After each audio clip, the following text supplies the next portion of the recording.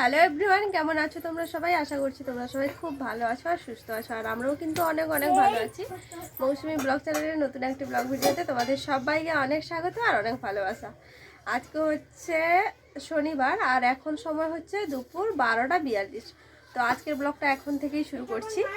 সকালে ঘুম থেকে উঠেছি 9:30-10টার দিক করে। মানে কালকে সন্ধ্যে থেকে আমার এত শরীর খারাপ বলতে সেই একই ব্যাপার, সর্দি আর হাঁচি। মানে এত পরিমাণে অ্যালার্জি বেড়ে গেছে ঠান্ডায়।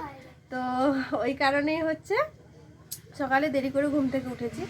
তারপরে ঘুম থেকে উঠে ব্রাশ করে সকালে চিড়ে ভাজা খেয়েছি। চিড়ে ভাজা খেয়ে রোদে বসেছিলাম মা মেয়ে দুজনে, আমি আর আমার মেয়ে। তারপরে মেয়েকে স্নান করে নিজে স্নান করে এইমাত্র এলাম। তো এখন হচ্ছে ভাত খাবো। মায়ের রান্না বান্না সমস্ত কিছু হয়ে গেছে। তো মা আমি মেয়ে তিনজনের ভাত খাবো। বাবার এখনও স্নান হয়নি, বাবা ওই যে দূরে হচ্ছে টোটো পরিষ্কার করছে। তো ওই জন্য আমি আর মেয়ে হচ্ছে ভাত খাবো, মা হচ্ছে ভাত বাড়ছে। তো মা আজকে রান্না করেছে কি বলতো, একটা দারুণ জিনিস। মানে আমার বিয়ের পর থেকে আমি ওই মাছটা খাইনি। মায়ের কাছে সবসময় বলি যে মা ওই মাছটা আমি যখন যাব তোমাদের বাড়ি তো নিয়ে আসবে। তো বাবা কালকে মাছটা নিয়ে এসছে, কালকে রান্না করে মা রাত্রে একটুখানি দিয়েছিল, ভাতের সঙ্গে খেয়েছি। তো আজকে আবার মা সেই মাছটা রান্না করেছে। আমাদের ওদিকে ওই মাছটা পাওয়া যায় না, তোমরা অনেকে জানো আবার অনেকে জানো না। আমার তো মনে হয় কেউই জানো না। মাছটা কিন্তু নদীরই, দেখতে পুরো সাপের মতো বড় করে। তো এই মাছটার নাম হচ্ছে রূপা পাটিয়া। রূপা পাটিয়া। তো ওটা হচ্ছে এক কাটারি মাছ আর খেতে আমি ভীষণ ভালোবাসি। মানে যা বিয়ে হয়েছে আমি ওই মাছ কখনো খাইনি, আর আমাদের ওপাশে নেইও। তো এটা একটা কাটারি মাছ, মানে ছোট বড় সবাই খেতে পারবে। তো সেই মাছটাই মা রান্না করেছে। আর কি রান্না করেছে জানি না, মাছটা রান্না করেছে সেটুকু জানি। তো যখন মা নিয়ে আসবে তখন তোমাদেরকে দেখাবো। আলু মুলা রান্না করছে, ভালোভাবে বুঝ বাবু, বুঝ ওই থালাতে তুই ভাত খেতে পারবি? আচ্ছা কত নুনু বল ছাউরি যেটা করবি দেখিলা তুই আমি কই রাখা কুকু। তো এই যে এখানে রয়েছে ভাত, আর এটা হচ্ছে আলু সেদ্ধ, আর এটা হচ্ছে ডাল, এদিকে রয়েছে ডাল, আর আর এই যে মাছটা, যে দেখো এটাকে মা তেঁতুল দিয়ে হচ্ছে টক করেছে। মাছটাকে যেভাবেই রান্না করা হোক না কেন খেতে ভীষণই টেস্ট লাগে, ভালো লাগে। আমার তো ভালো লাগে। তো ওই মাছটাই রান্না করেছে। এখন হচ্ছে ভাত খাবো, ভাত খেয়ে তারপরে হচ্ছে আবার তোমাদের সঙ্গে দেখা হচ্ছে। তো চলো আগে ভাতটা খেয়ে নিই। সে আমার মেয়েকে দেখো এই যে কতটুকু একটা থালা নিয়েছে, ওই থালা থেকে ভাত খাওয়া যায়, ওটাতেই ও ভাত খাবে, ওইটা হচ্ছে ওর বাইরে। তো যাই হোক চলো খেয়ে নিই। আজকে আবার তোমাদের দাদার সাথে কথা আছে, এক্ষুনি ফোন করেছিলাম, বলছে বাড়ি থেকে বেরাচ্ছে, মানে 12টার সময় বাড়ি থেকে বেরাচ্ছে, মানে এখানে আসতে ওর 4টা বাজবে। যদিও হচ্ছে বাইকে আসছে মানে তাড়াতাড়ি আসবে। ও আরো একটা জিনিস রান্না করেছে, এই যে মা এটা কি রান্না করছো? ও টক। আর এটা ঝাল। ও এটা হচ্ছে মাছের ঝাল, আর এটা হচ্ছে টক। আর ওদিকে রয়েছে মেয়ের জন্য মসুরির ডাল। আর আমি কালকে মায়ের কাছে আলু ভাতে খেতে গিয়েছিলাম, মানে আলু সেদ্ধ আমার ভীষণ একটা প্রিয় খাবার। তো ওই জন্য মা কালকেও রাতে করেছিল, আজকেও করেছে আলু সেদ্ধ। মানে যত রকম তরকারি থাকুক না কেন, আলু সেদ্ধ না থাকলে মনে হয় যেন খাওয়াটা অসম্পূর্ণ থেকে যায়। তো এই কারণেই আজকে আলু সেদ্ধ রেখেছে। হ্যাঁ, না আর ভাত লুবনি।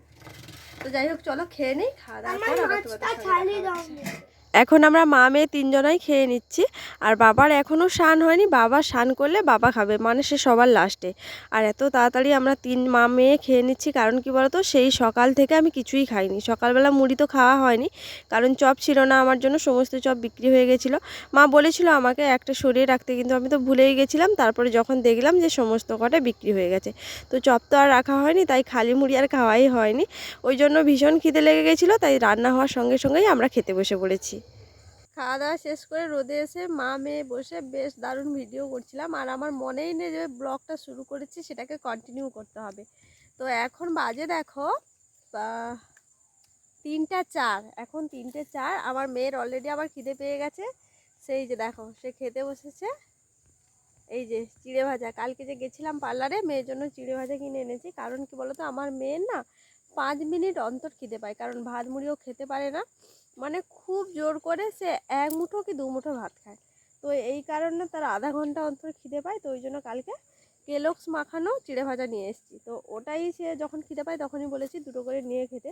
তো এখন ওর খিদে পেয়ে গেছে, ও ওই যে চিড়ে ভাজা মুড়ি নিয়ে খেতে বসছে। আর এদিকে দেখো রোদ কিন্তু প্রায় গড়ে এসছে, মানে তেমন একটা রোদ নেই, ভীষণ ঠান্ডা। তো এই জন্য মামে সকালেও এখানটায় বসছিলাম, তখন আর ব্লগ শুরু করিনি কারণ শরীরটা একদমই ভালো লাগছিল না। তো দুপুর থেকে ব্লগটা শুরু করেছি, সেইটাও দেখো না কন্টিনিউ করতে ভুলে গেছি। তো এতক্ষণ ধরে এখানেই বসে রয়েছি। একটু আগে তোমাদের দাদা ফোন করছিল, ও প্রায় তেমাথেনি অবধি চলে এসছে, আমাকে বলছিল সাইকেল নিয়ে বেরাতে, কারণ হচ্ছে কিছু কেনাকাটা করব এই কারণে। কিন্তু সাইকেল নিয়ে এখন যাওয়ার মতো ইচ্ছে নেই, যদিও সাইকেল নিয়ে গেলাম, এবার আসবো বলছে ওর বাইকে করে আসতে, এবার সাইকেলটাকে আমি কোথায় রাখবো বলো। তো ওই কারণে বলছে বাবাকে বলো না টোটো করে নিয়ে আসতে, কিন্তু বাবার তো আছে মনে হয় ভাড়া আছে, ওই কারণে বাবা যেতে পারবে না। ওই জন্য হচ্ছে আমি আর যাইনি, ও একদম বাড়ি আসলে তারপরে হয়তো বেরাতে পারবো। তো যাই হোক, চলো সঙ্গে থাকো, ব্লগটা দেখতে থাকো, আশা করছি আজকের ব্লগটা তোমাদের ভালো লাগবে। সেই 3টে থেকে এখানটায় এসে বসে আছি, বাবার টোটোটা বাইরে রাখা ছিল, সেই টোটোতে মা মেয়ে দুজনাই বসে রয়েছি। কখন তোমাদের দাদাভাই আসবে, পুরো 1 ঘন্টা বসে আছি। মাঝখানে তো ফোন হয়ে যাচ্ছে যে কোথায় আছে কোথায় আছে। তো ফাইনালি এখন এসে পৌঁছেছে, এখন বাজে 4টে, আর বাড়ি থেকে বেরিয়েছে নাকি 2টোর সময়, মানে পুরো 2 ঘন্টায় বাবার বাড়ি চলে এসেছে, যেখানে আমরা এসেছি কিনা 4-5 ঘন্টায়। মানে বাইকে যদিও চাপে মনে হয় বাইকটা ওর কাছে এরোপ্লেন হয়ে যায়, এইরকম একটা ব্যাপার। তো ওই কারণে না ওকে আমি মানে একা কখনো এদিকে আসতে দেই না, মানে আমার বাবার বাড়িতে আমি সব সময় ওকে সঙ্গে করে নিয়ে আসি, কারণ একা বাইক চালালে সে এত জোরে বাইক চালায়, মানে যেটা আমার ভাবনার বাইরে। তো যাই হোক, দীর্ঘদিন বলতে এই 2 দিন মতো হবে, আমি তো বুধবার এসেছি, আজকে শনিবার।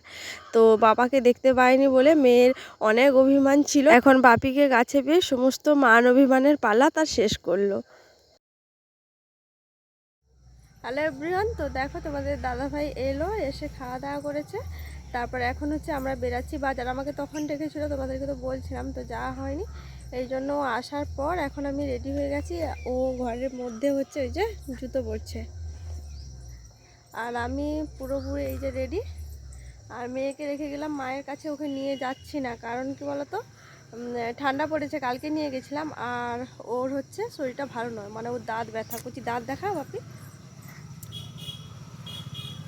ওই যে ও দাঁতটা দেখো কীরকম ফুলে গেছে, বাড়ি গেলে হচ্ছে ও দাঁতটা তুলবো, ঠান্ডা লেগে যাবে, ওই কারণেই হচ্ছে ওকে নিয়ে যাচ্ছি না, মায়ের কাছে রেখে যাচ্ছি। আমরা যাবো আর আসবো, একটুখানি কেনাকাটা আছে, কেনাকাটা করব, তারপর বাড়ি আসবো। তো ও জুতো পরলে হচ্ছে আমরা বেরাবো। আমি সোয়েটার গায়ে দিইনি, যে সোয়েটার নিয়ে নিয়েছি, সোয়েটারটা যেতে যেতে পরবো। বাবা নেই, বাবা থাকলে এতক্ষণে বকা শুরু করে দিত যে সোয়েটার হাতে কেন গায়ে নেই। তো যাই হোক, চলো সঙ্গে থাকো। তো আমি এখন বেরিয়ে পুরোপুরি রেডি হয়ে গেছি, শুধু বাবার ভয় পাচ্ছিলাম, কিন্তু যখন আমি বাইরে বেরাই মা বলছে কী ব্যাপার সোয়েটারটা গায়ে দেওয়া হয়নি কেন, আগে সোয়েটার গায়ে দে তারপর বাড়ি থেকে বেরাবি। তো এই কারণে এখন সোয়েটারটা গায়ে দিয়ে নিলাম। আমার তো গলার হারটা খুলে রেখেছিলাম, গলাটা কেমন ফাঁকা ফাঁকা লাগছিল যখন আমি শুধু জামা পরে বেরাচ্ছিলাম, তো এই কারণে মেয়ের হারটা চেয়েছিলাম পরবো বলে। তারপর যখন সোয়েটারটা পরে নিলাম না, তখন আর গলায় দেখাই যাচ্ছে না, তো ওই জন্য মেয়েকে হারটা আবার ঘুরে দিয়ে দিলাম। আর দেখো না, এখন ইচ্ছে হয়েছে মেয়ের টুপিটা পরবো, কারণ মেয়ের টুপিটা বেশ বড় আছে। তো মেয়ের টুপিটা নিয়েছি মাথায় ঠিকই, তবে পরিনি, যেমনটা সঙ্গে করে নিয়ে গেছি তেমনটাই আবার সঙ্গে করে ঘুরিয়ে নিয়ে এসেছি, পরেছি, কিন্তু কিছুক্ষণ বাদে আমি আবার ওটা খুলেও ফেলে দিয়েছি। তো যাই হোক, এখন আমরা বেরিয়ে যাচ্ছি, আর মেয়েকে মায়ের কাছে রেখে গেলাম, অনেকটা দেরি হয়ে গেছে। আর ও আসার পর না মা হচ্ছে ওকে শরবত দিয়েছে, আর ডিমের টোস্ট করে দিয়েছিল পাউরুটি দিয়ে, আর মিষ্টি দিয়েছিল, তো ওটাই খেয়ে ও আর আমি দুজনেই বেরিয়ে যাচ্ছি। আমি তো দুপুরে ভাত খেয়েছি, এই জন্য আমি আর কিছু খাইনি, ও আর মেয়ে দুজনেই খেয়েছে। তারপর যেহেতু বেরাচ্ছি মানে বাইরে তো খাওয়া দাওয়া থাকবেই, ওই কারণে আর কিছু খেলাম না। তো দুজনে বেরিয়ে পড়লাম, আর অনেকটা দেরিও হয়ে গেছে, বুঝতেই পারছো সন্ধ্যা নামতে যায়, বাড়ি থেকে যখন বেরাই এই 5টা 5:30 মতো হতে যায়। আর আমার মেয়ে যাওয়ার সময় আবার বারবার বলে দিয়েছে যে তাড়াতাড়ি ফিরবে, সবসময় তোমরা বলো যে তাড়াতাড়ি যাবো তাড়াতাড়ি আসবো, কিন্তু আসার সময় কিন্তু দেরি করো।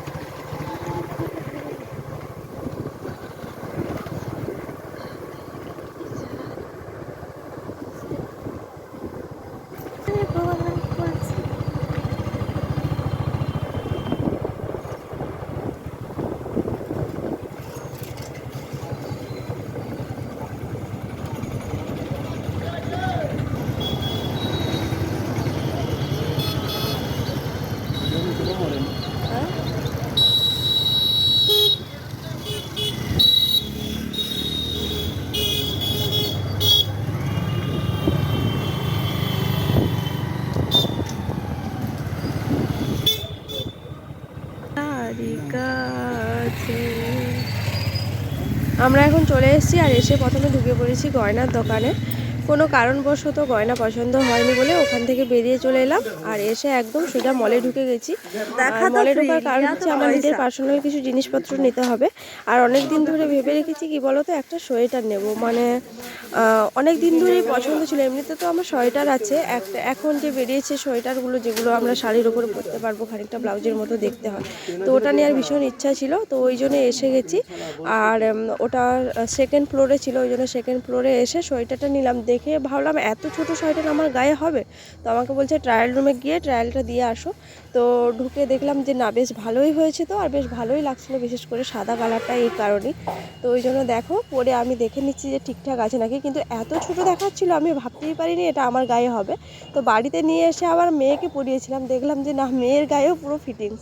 তো তোমাদের দাদাভাই আবার আমাকে বলছে মা মেয়ে একটা সোয়েটার দুজনেই পরবে।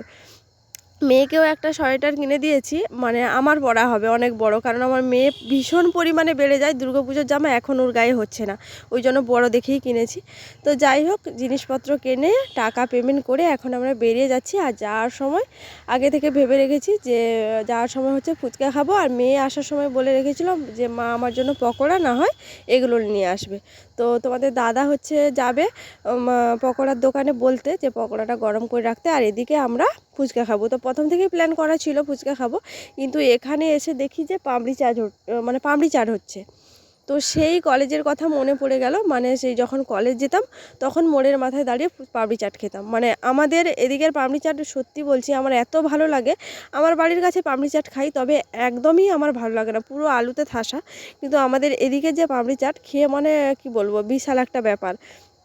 তো পাপড়ি চাট দেখে আর লোভ সামলাতে পারিনি। আমি তোমার দাদাকে বলছি কি, তুমি ফুচকা খাবে তো খাও, আমি কিন্তু পাপড়ি চাট খাবো। ও বলছে যাকে, তুমি যখন পাপড়ি চাট খাচ্ছ তাহলে আমিও খাবো। তো এই জন্য 2 প্লেট পাপড়ি চাট নিচ্ছি আমি আর তোমাদের দাদা। এটা খেয়ে আমরা বাড়ির দিকে রওনা দেব। তো এটা খেতে খেতে আজকের ভিডিওটা শেষ করছি। সবাই ভালো থাকবে, সুস্থ থাকবে আর সাবধানে থাকবে। আর আজকের ব্লগটা তোমাদের কেমন লেগেছে অবশ্যই কিন্তু কমেন্ট করে জানাতে ভুলবে না। যদি ভালো লেগে থাকে তো প্লিজ একটা লাইক করে আমার চ্যানেলটিকে সাবস্ক্রাইব করে আমার পরিবারের পাশে থাকার জন্য অনুরোধ থাকলো। তো দেখা হচ্ছে খুব শীঘ্রই পরের একটা নতুন ব্লগ নিয়ে তোমাদের সামনে হাজির হব। ততক্ষণ অবধি তোমরা সবাই ভালো থাকো, সুস্থ থাকো আর পরিবারের সবাইকে নিয়ে খুশিতে থাকো। তো চলো, সবাইকে আজকের মতো টাটা।